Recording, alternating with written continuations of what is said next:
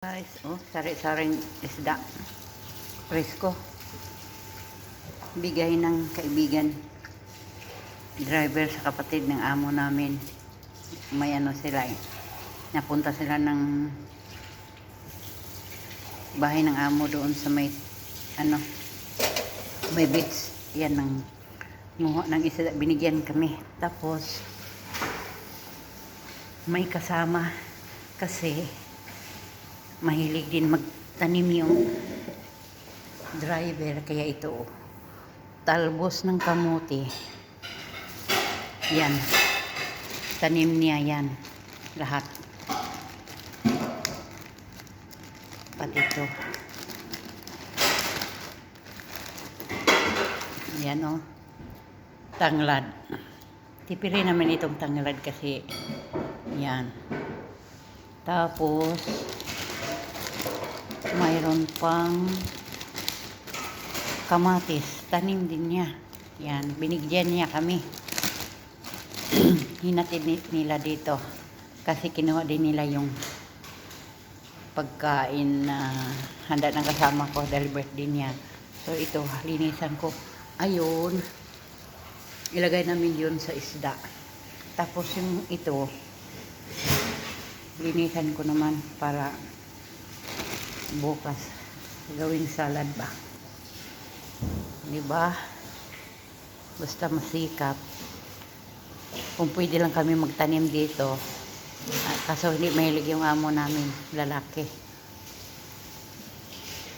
Ayaw pumayag, kaya ito lang bigay at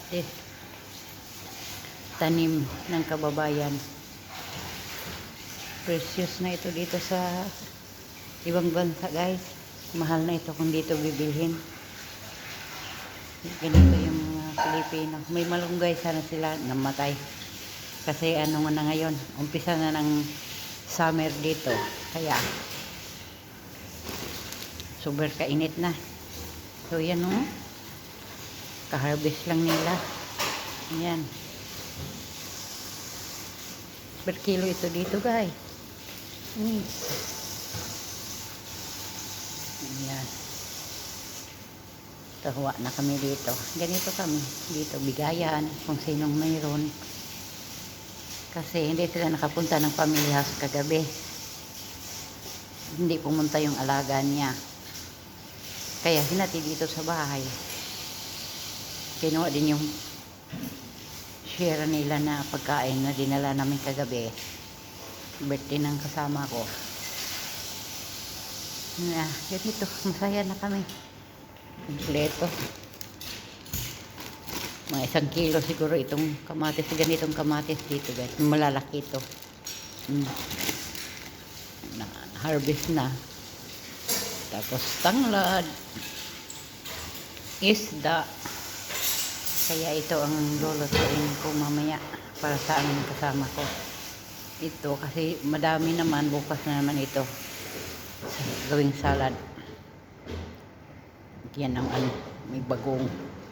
Lagyan ng kamatis, sibuyas, sili. Solve na. Mabusog na kami dito. Marami talagang dinala na ano, talbos ng kamote.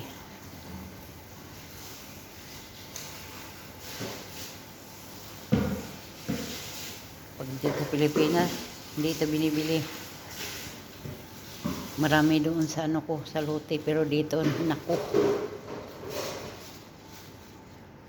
Pilipino lang din ang ano nito, kumakain ng